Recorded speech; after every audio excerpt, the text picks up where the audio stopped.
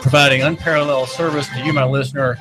The slow man asking the slow man questions, asking the dumb questions, and getting answers that hopefully are worthy of the question. Sometimes I think that the question stands apart. It is peerless because the answer is so much stinking hogwash or so much piffle and evasion as we have experienced. This is David Tulis here at AM 1240 and FM 92.7. I think you and I probably agree on numerous things, and I hope we disagree on a couple. And for that purpose, there's the number 800-8949, 800-8949. The thing that I think is that we agree on, among others, is the suspicion of experts.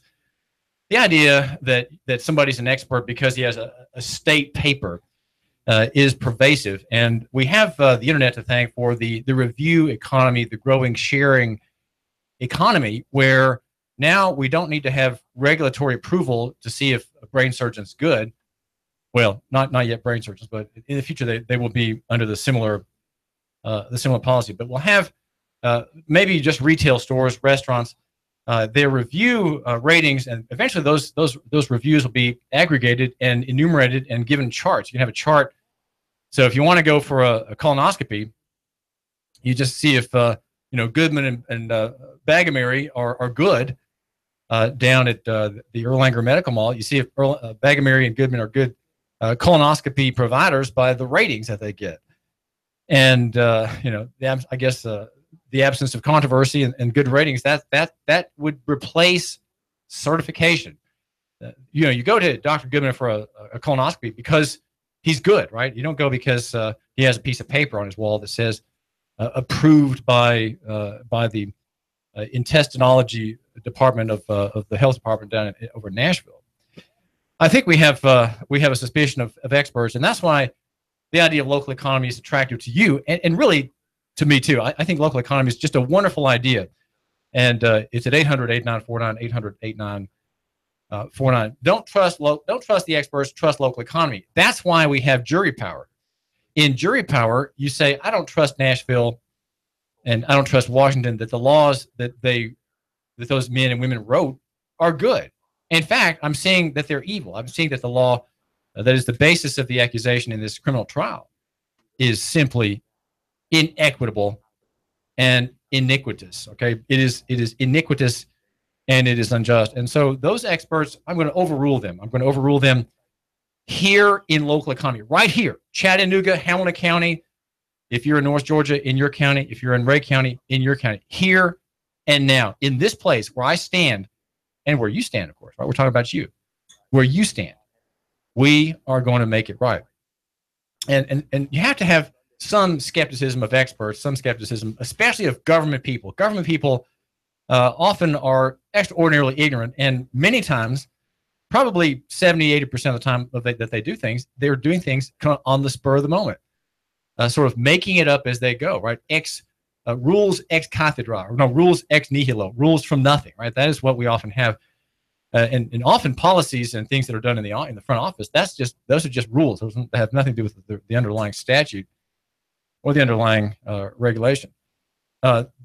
Certification doesn't really mean that the bearer of that certificate knows anything or has anything. And the idea of state certification, I think, creates a large sense of false security, a sense of being comfortable with my selection of this person because he has a certificate on the wall. And think of people such as Janet Yellen. She's the head of the Federal Reserve System, Grandma Yellen, and she may have a PhD, but she's simply ignorant of how things work, and she cannot do it right. There's no way, whether she raises interest rates or lowers them, because she's acting in coercion through legal tender laws against the people of this country. She cannot do right. She simply cannot. As the money changer points out, no single person or committee, however tightly their heads might be choked with knowledge, has enough wisdom or skill to override the economic decisions of 325 million people. And that's what's happening now in Washington. No one could possibly determine what is the optimum interest rate for the country. Yet, because they're certified experts, the public believes that the Fed will make the right decision and deserves to have continuing control, thereby perpetuating the economic problems that we have today. Experts are herd animals also. They all agree on something, right? They all agree, as they did in 1938 at the beginning of the electroshock period, that this was the right therapy for mental patients. And even today, we have people who are recommending vaccinations. And we have, in those days, in the 30s, you had vaccinations, maybe 2 or 3. Now you have a battery of about 17 or 20 vaccinations for a child. No child should be vaccinated, period. No child should be vaccinated, period. There are hardly any exceptions to that rule of local economy and free markets. And the reason it's a local economy argument is that you are being lied to, and you need to make the decision here. You need to say, despite the onrush of propaganda and soothing words from the Autism Association and so on, you just need to make a decision. Say, no, I'm maintaining the health of my child, and I'm not resorting to these vaccines, which can contain thimerosal, mercury, and cells from slain babies. Okay, that's what you find in some of these potent concoctions. And people are still declaiming cholesterol. And cholesterol is not a bad thing. Real fat from lard, from butter, from beef fat, that's not bad. That's good. You want to have real fat. You don't want to have what you get, which is the result of the war on fat. These artificial margarines. And there are people who have heart bypass surgery. There's the herd on heart bypass surgery. And Franklin Sanders says it's been known since 2003 that bypass surgery does not prevent heart attacks. And if you have only mild symptoms, you don't live a day longer thanks to bypass surgery. And there are many other things. And experts are all wrong at the same time. Prior to the collapse of 1929, 9 days before, Irving Fisher, an economist, predicted that the stock price had reached what looks like a permanently high plateau. That was what he was saying. In other words, it's different this time. We don't have to remember economic fundamentals. Things have changed. There's a new paradigm, right? We have a new economy here in America, and not many experts disagreed with him. And he was going on for months, insisting that the recovery was just around the corner. And I think that's a telling thing. We should not be believing in expert. And who is telling us that the debt bubble doesn't matter? We are in a gigantic debt bubble. And you, my listener, if you believe in national economy, then you just keep your investments where they are. You should not be liquidating. You should not be in cash. You should not. You need to keep it there and have high hopes. But we are, as David Stockman proposes in work picked up, reprinted by permission at Lew Rockwell, we are facing a thunderous collapse, okay, like we had in 2008. Well, how do we, my listener, and how do we, you and I, stop a bad prosecution? Well, we do that by what's called jury nullification. And in jury nullification, we don't believe the experts, right? We don't believe the judge. We don't believe the lawyer. And we even are skeptical about the law itself, the rule of experts, right? The very rule that they have written for our control. We look at skeptically. We say, I just think this is wrong. This is simply wrong. And though the defendant may be a black man, and though he doesn't speak very well, and though he may have some sort of seemingly unsavory associates, he's a defendant in a drug trial. He's not the thing of which he's charged is not a sin, and I'm not going to convict him of it and make it a crime. I'm not going to do that. He had 2 pounds of a very fine herb from the hemp family, and that there's no sin in that, and I'm not going to agree with that. And so you be the holdout. You either cause a mistrial by standing firm on your convictions, on your conscience, right? Stand firm on your conscience. Or you go further. You convince the jurors to say, we've had enough drug crimes. We have enough. We have more people in prison than the communists, the gulags had before the Soviet Union collapsed. We have more people in prison thanks to the Republicans in the Reagan era.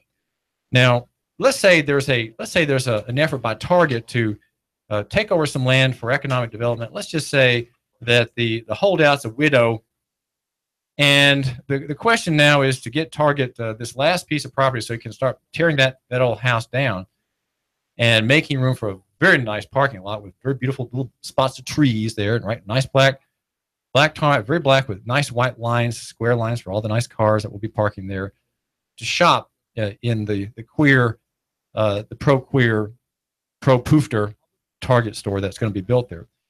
How do you fight the system? Well, you can fight the system this way. And I say that you're hearing is in an eminent domain case, your job is to determine the value of the property that's going to be claimed, that's going to be condemned, right?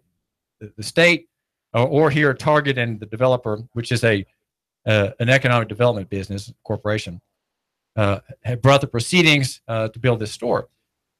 And the question is for you only, how much is that house worth? Is it worth on the low end, $120,000, or should the widow be compensated $180,000? Well, let's just say you're going to be, you're my smart listener, right? You're the man who knows something about Article 1, Section 10, that forbids any state or agent thereof, Hamilton County, to make anything but gold and silver coin a tender in payment of debts. And so, thinking pursuant to the 1792 standard for constitutional money, you're hearing these numbers and you're saying, okay, 120,000. Well, you know right now that a bag of $1,000 costs about 12,000 paper dollars. Of course, the whole debate is in paper money. The whole thing about $120,000, that's just in paper, right? That's the thing that everybody understands a dollar to be is whatever a dollar is today, right? Which is to say nothing. It's by consensus, the kind of vague consensus.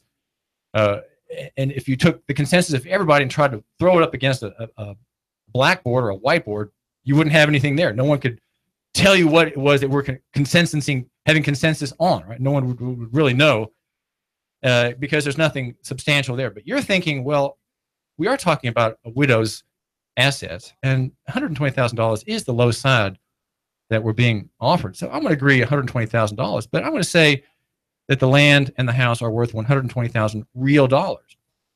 Now that would mean that she would have to be paid 120 bags with $1,000 in quarters, dimes, or 50-cent pieces, or even dollar coins, silver dollar coins, to be compensated. That would be, of course, 90% silver, which is to say, every coin is 90% silver, with 10% of strengthening, nickels and other metals. So that would put the house worth at $1.44 million in paper. Okay, so she would have $120,000, so 120 bags of silver would be a very heavy. It would take a dump truck to carry that condensed number of bags. That would be a nice payment for the widow. Be worth about, in paper today, $1.44 million. And do you think that the Target and the Economic Development Commission that is handling the eminent domain, do you think that group would write a check at $1.44 million because you, the listener, heard these figures in real dollars, in lawful money?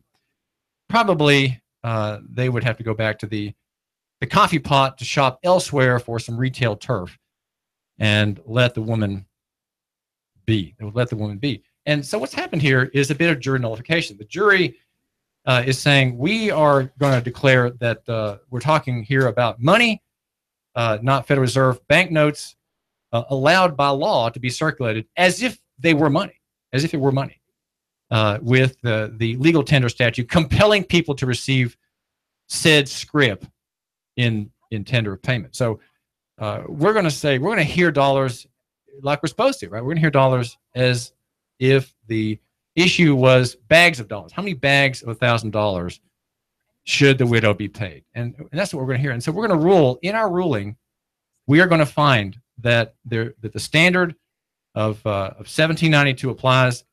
Article 1, Section 10, we as representatives of our state cannot make anything but gold and silver tender in payment of debt, and therefore we are declaring that she must be paid $120,000 paper dollars no, $120,000 in real money, which would be about over $1 million in paper. And that's what you would do. And what you're doing is you're insisting on the law. You, the listener, are insisting on the rule of law. And because I'm so concerned about the rule of law, I think it's fair to say that we here on the David Tulis Show at 800-8949, 800-8949, we here, David Tulis et al., are pro-government. We are pro-government. Yesterday, I was at Talmadge Place Mall, and I was leaning against a wall sending a text message, and a woman passed me by, and she suddenly turned around and said, "I like your bow tie." And I looked at her agog. I said, "How could you see my bow tie when you approached me from behind?" And she said, "Oh, I saw it out of the corner of my eye." So I laughed at her. And I said, "Well, ma'am, it's real nice." And she wanted to know who I was. And so I'm David Tulis. And bow ties do that. If you wear a bow tie, I tell my son, people will notice you.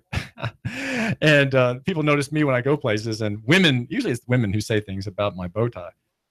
And I make offhand comments such as, "Well, this one's not so good today," or "I'm really trying hard," or "Thank you so much," and things like that. Just to be nice. Of course, I feel very flattered. And so I said, "Well, ma'am, I'm in the radio business, and I run a great talk show with a great listener. That's you, every morning." And she was looking at me, kind of admiringly, and I was looking at her, thankfully and admiringly. And I said, "Well, I do appreciate." I said, "Are you my listener?" She said she was not my listener. And I said, "Well, I just want you to know that I'm the talk show host in Chattanooga who's the classical liberal." Now, I say that to throw people. They don't really know what a classical liberal is. I said, "Well, I'm a classical liberal. I'm in a very right-wing station. We have Sean Hannity at 3 o'clock, and we have Colin Cowherd at noon. Great, just a wonderful station. And we have Alex Jones, the riotous analyst Alex Jones, in the evening. And over the night watches, we have George Noory with very far-flung and sometimes fruity topics. But I'm the classical liberal." And of course, I'm thinking in terms of Alexis de Tocqueville and Friedrich Bastiat and Ludwig von Mises and Gary North and people like that. They are all classical liberals, and some of them are devout Christians, of course, and they're the most useful writers that you can read. And yet, when they hear that I'm a classical liberal, they think, "Oh, wow, we're tired of right-wing radio." Well, of course, so am I. I'm tired of right-wing radio because it has. When you ask me why would I be tired of right-wing radio? Well, I think the problem is that a lot of radio stars and hosts misdirect the listener, and they direct the listener to think that what's happening in Washington is the most important. And in some respects, it is, I guess, right? But if we're going to shore ourselves up here in Chattanooga and Helena County for the coming meltdown, right, the coming disaster in the financial sector, it's going to wash not just through the canyons of Wall Street, as David Stockman said, it's going to wash through Main Street much worse than it did in 2008, when half the car lots lost half their business, except for Crown of Cleveland. Crown of Cleveland, no, it was Honda of Cleveland, I think, run by a very fine manager. It had a great year, but with that exception, car lots lost half their business. The coming meltdown is going to be worse. And so my argument is that we should think of our own solutions. We should divest nationally and invest locally. We should not trust the experts. Right? We should make decisions here. We should make investment decisions here, whether it's on the grand jury, the jury, whether it's at the investment portal on your computer where you're buying and selling. Think local. Don't believe in big promises. Don't believe in the experts. Use your own good sense. And I would suggest that your good sense be informed by Christianity. It should be informed by the gospel, because there is the fount of mercy where God forgives us of our sins, where the whole story of man's fall, man's demise, is explained in just an amazing narrative. There you can learn how man fell and how man has been really elevated by God's grace. In Christianity, which has a view of man is totally fallen before God, you have the only system which is, in the end, esteems man, makes him better than he is. No system of thought, no system of philosophy makes man more noble, more greater, with higher duty than the gospel message of repentance and salvation sorrow for sin, the desire that is infused into the heart of the believer to love God, to love equity, to love his wife, to hate his own sins, to hate his own lustful passions, to hate his own greed, to hate his own fear, right? The fear of man. That is a great, great sin in our day. We are so fearful of men. Now, with Reformation in the next 200 or 300 years, things will change past our lifetime. This is David Tulis. We have an entrepreneur in a minute, a man, a lively conversationalist in the butchery field. He is a butcher, and we're going to learn about a great little business here in town and how he is making headway in local economy and free markets. In-depth traffic, news, and information. Mornings on Nooga Radio, AM 1240 and 92.7 FM.